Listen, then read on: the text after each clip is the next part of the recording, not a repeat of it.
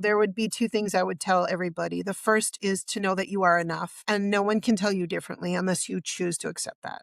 Okay, that's number one. Secondly, is for you to take back your power from others and own it fully, no matter what anybody says, does, or acts, because they're going to act that way anyways. So own your own power, because that's when you really become unstoppable. And don't forget that either.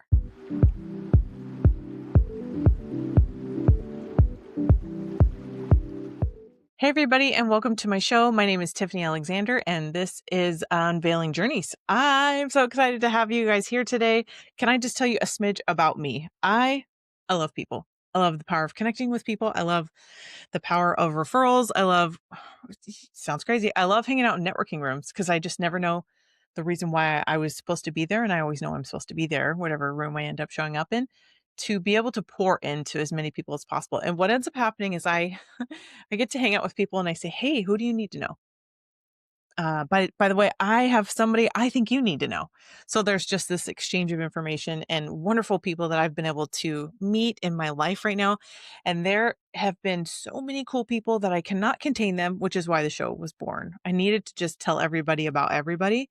And I have an amazing guest for you today. I was, of course, referred to her, and we got connected from our mutual friend, Kachina, who is a wonderful super connector. When Laura and I got to hang out together, we're like, "What are you doing? This is so cool." So I want you guys to do me a favor. Welcome Laura today. Thank you so much for coming to be on the show. Wow. Tell everybody a little bit about who you are and what you're up to. Sure. Yeah. So thanks for having me, by the way. I love your energy. And like right away, I agree. We were super connected together. So I'm a three-time world champion martial artist. I work as a money mindset and wealth mastery strategist.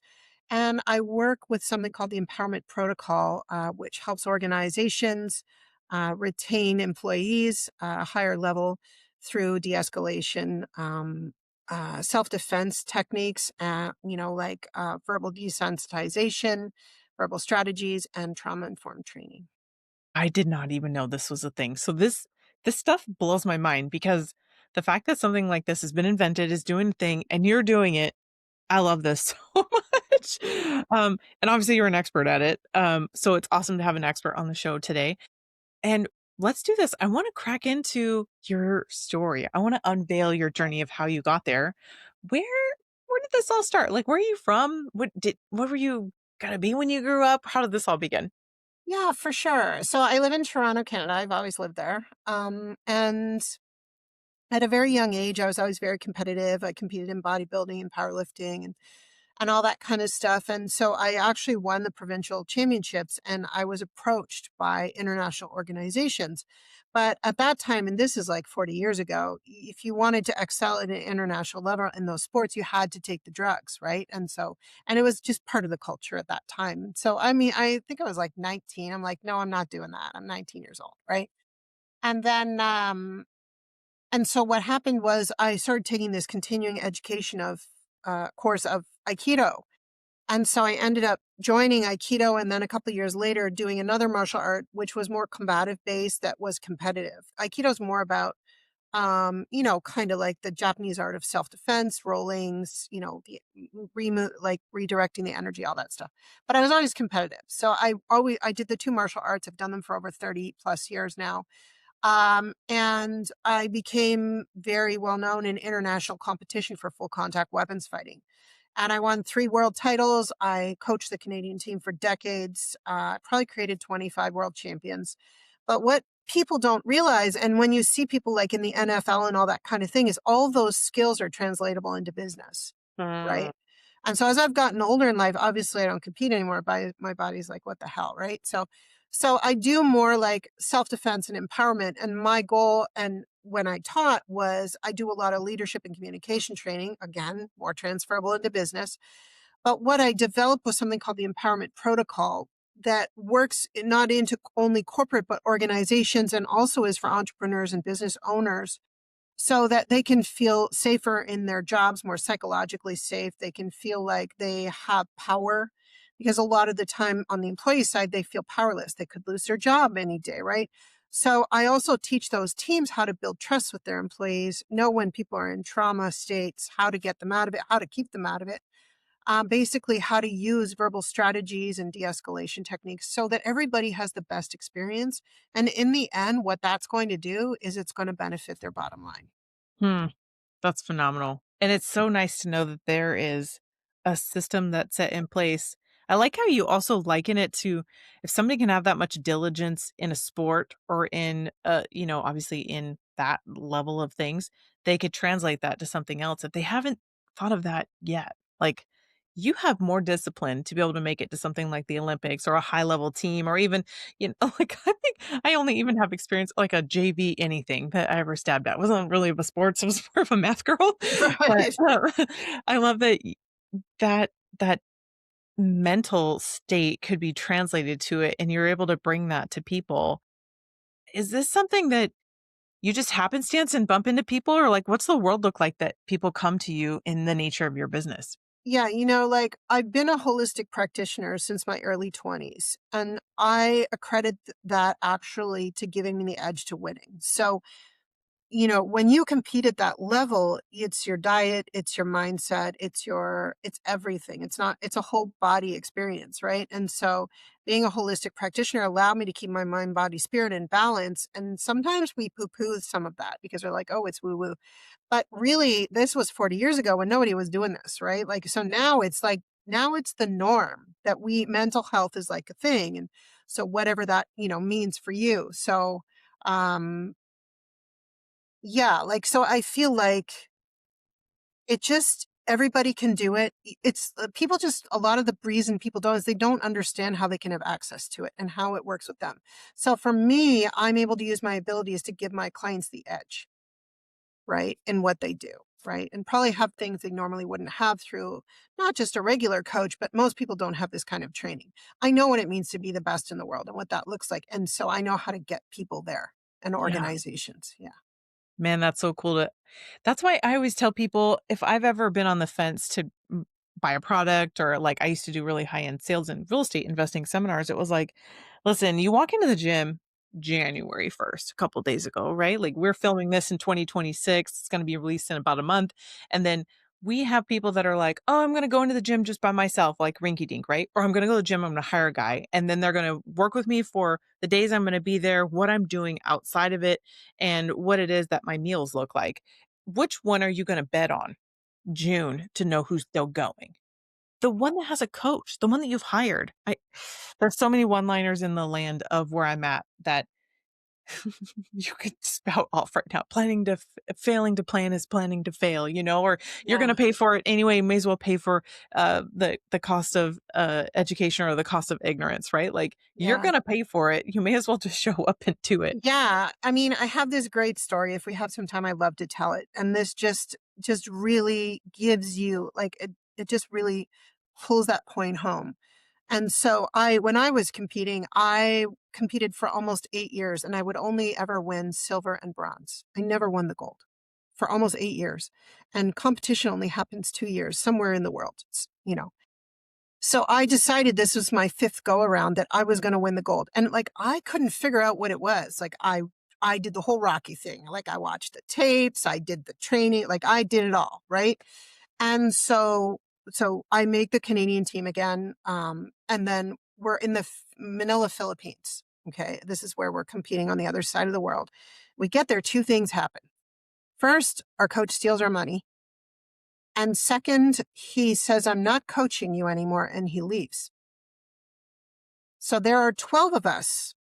And if you know anything about professional athletes, it's a 9-month ramp up to compete for those 2 days. It's like so you've been working almost a year for this, right? Probably longer for some athletes in different sports. Well, we get there and he does this and there's 12 of us. And so I gather everyone around because of course I'm the chief bottle washer and troublemaker, right? Like so I'm like, what are we gonna do here, guys? Like are we gonna DQ, which would be disqualify, which means we don't compete, we just leave? Or are we going to go home with gold? And everyone lit up. They're like, oh, we're going home with gold. So, Chills. Oh my right. gosh. Yes. So we all go out to our rounds. Now I'll give you some context here. One fight is 3 rounds. A round is 1 minute, full on out, full weapons, right? And you're geared up so you're like, you got to have gas in the tank, right? So end of the day comes, I'm in the gold medal round. I probably had about 20, 23 fights. Okay. And so we get into the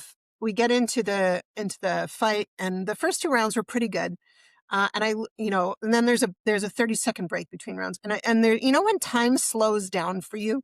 And I remember this moment of looking across the ring, and there is my team, and we've all been on this journey together, cheering me on. They're like, "You got this, Laura. This is your year. Go for the goal, blah, blah, blah." Right.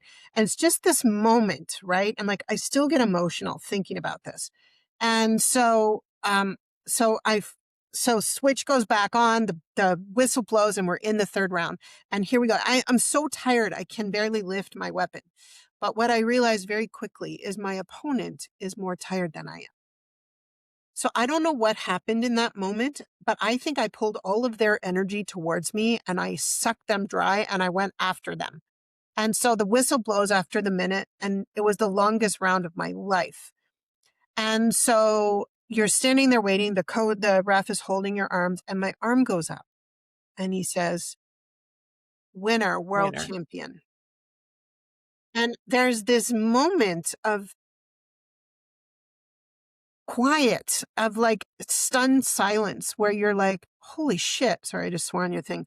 But it's just like you can't believe it. It's just been so long. You've been waiting for it, right? And I remember looking across the ring, and my team is jumping up and down. They're crying. I'm crying. Everybody's crying, right? And I just can't believe it, right? And so that's why I tell people never quit, right? Because you just don't know. But the missing piece that I figured out was that I wasn't leaning on the support I needed. And Mm, that is what helped me win that gold medal. yeah. So you need to go out there and, get that support that you need, whether it's with me or with you or with whoever it is that you're working with, because they're going to help you get across the finish line. It's too hard to do it yourself. 100%. That's Yeah. one of my favorite phrases I used to tell people is don't suffer in silence. You don't if you can't ask for help, then don't go into business by yourself. Like or be an entrepreneur because you need to constantly reach out to the right people that are doing this race with you because all the W2ers are not fighting that fight. They just show up and clock in, right? Like it's a different type of a showing up for someone that's like, "Hey, you got this," versus like, "I know there's more in you." It's But like I a also feel coach. like those in corporate need this too, because they're struggling with their support, right? As well, Yeah. That's a right? They're different angle. why can't they perform? What's wrong? What am I doing wrong? Like there's all of this going on and through their heads, but they can't say it because then they'll be judged for it, right? So I feel like there's so much more traction that's needed there. And I mean, I worked in corporate as a commodities trader for decades. Like I was the only woman on the trading desk. Like it was a shit show, right? Like, and you don't realize how toxic it is until you're out of it. And I want to help change that culture, right? And it can be done. Yeah. You're just like the ultimate disruptor for so many things. I am. You're so right. I'm like, Like, let's do you it. know what? I wanna tell a little bit more of your story. Yeah. I know you're from Toronto, like, what did you think you were gonna be doing growing up? I always wanted to be a veterinarian because I loved animals so much, right? And then I remember finding this book in my early 20s. You know how your parents keep all this stuff when you were a kid? And there was this one little book, I think I still have it somewhere. And it's like, what three things are you going to do when you grow up? And I remember looking down, and one was like, win the lottery. So that was like one of the things. And the other was like, create peace in the world. I mean, I think I was like 8 or 9 or 10 at the most, right? And so it's like, and I'm like, yeah, I still feel that way, right? Like, I still feel like that we need to all get along, right? And we all need to help each other. And especially, I feel like COVID taught every single person on this planet a lesson, whether they got it or not. But those who got it realized that connection matters more than money, than wealth, than, well, connection is wealth, but more than money or getting ahead. Because if you don't, let me give you an example. When I got packaged out from my corporate job, it was just crappy. They did it in a bad way. I took them to court and I was so betrayed. And I just, I was 42 then, I'm 59 now. And I just thought, I'm only doing things from now on that make me happy, help people, and make me boatloads of money. And because if I don't have one or two, three can't happen. It's really, Mhm. that's it. Right. And so that's how I live my life. And so my question to you would be, are you using or stepping into all of your power, or have you let people take it away? And you need to get that back because only you can create the change. People can't do it for you. 100%, 100%. But I've learned so much over the years of just like it is really, really up to me and your resources, right? So you Yeah. the connections of the people that you have. Yeah. And when you just show up and pour into them, they're gonna pour right back into you. So it's like this law of reciprocation of you just showing up, right? Man, this is so cool. So I thought you were gonna be a vet. What was your so like options trading? Did you go to school for anything specific? No, no. I started in that company at the bottom of the at the bottom of the ladder. And I started as an assistant to like admin and accounting. Like I got promoted like 3, 4 times in that company. Right. So Nice. yeah, yeah. So glad that you stepped out of that because really doing everything you were doing on your, I was still an sports side. entrepreneur. I just did Yeah. stuff on the side, but yeah, it really was a painful period for me to like go through that transition. Mhm. Because the question was, what's wrong with me? Like, what did I do wrong? Right. And I didn't do anything wrong. I Right. could only own my power. And it took me a while to get that. And so now I want to shorten people's time frames around that. Especially when you work in corporate, we all are kind of walking on eggshells, right?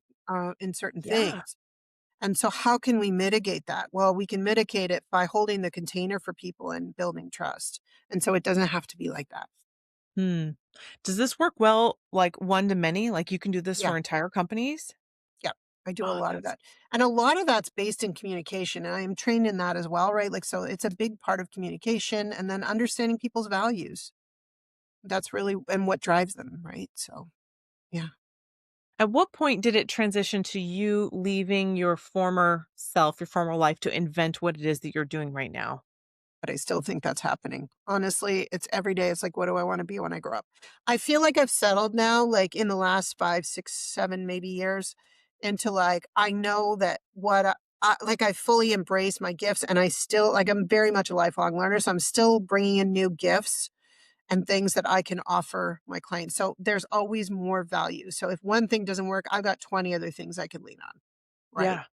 And so, and some of those other things I lean on are people.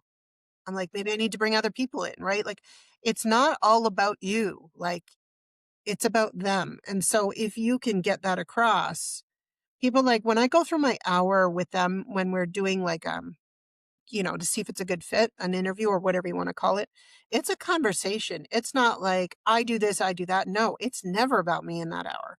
Yeah. Right? Like, it's so like, I'm not a good fit for you. I'm a good fit for you. This is what I think we could do together. This is who I think you should speak to. Like, so the hardest part I find, Tiffany, for people is not to be attached to the outcome of what's going to happen. Hmm. Because then we can shut it down. And then people aren't stupid. They know, right? Right. Yeah. Mm, my goodness. Since we're still kind of invention mode, even though you've mastered, conquered, won, um, here you are now. Since you've done all the conquering, why not just hang up your hat? Why do you keep showing up? Why do you keep going? A couple of reasons because I'd be bored to death if I didn't do anything, first of all. And I'm just a driven person, right? I'm driven. And I love people. I love people and I love seeing them succeed. I don't think that'll ever go away. Um, I don't know. I feel like it's the different stages of our life that we go through. I'm in the last half of my life, right? Like, so what kind of impact do I want to make? And I haven't reached that yet. So I don't know if I ever will, but I'm never going to stop doing that. So for me, that's really what it's about. Yeah. Yeah. Yeah. I love hearing your heart in all of this. By now people are thinking, wait, I want to find you. How do I Yeah. friend you? Where's your favorite way for people to come reach out Yeah. to you? Yeah, for sure. Like, reach out to me on LinkedIn. So Laura Armstrong, and then plug in Toronto. You'll see my face. And the Empowered Protocol. So, and you message me on LinkedIn. I'm there all the time. You can also email me at laura.y.armstrong@gmail.com or the Empowered Protocol at gmail.com. That's the best way to reach me. I'm on social media and all that, but like, it's not my favorite thing to do. Yeah. No, right? I darn near need somebody to like manage it for me. I'm not Yeah, that's gonna what I do. Right. I Yeah. don't know the rules. Like I just Yeah. go. Yes, but like, I'm all over having conversations with people. I'd love to hear more about you. Like, And regardless of what happens between us, I will give you some tools so that you can step bigger into your life. Oh, I love that. You're so generous to be able to just Yeah, say, "Hey," and I you're love accessible to be found and to help everybody with what they're trying to accomplish.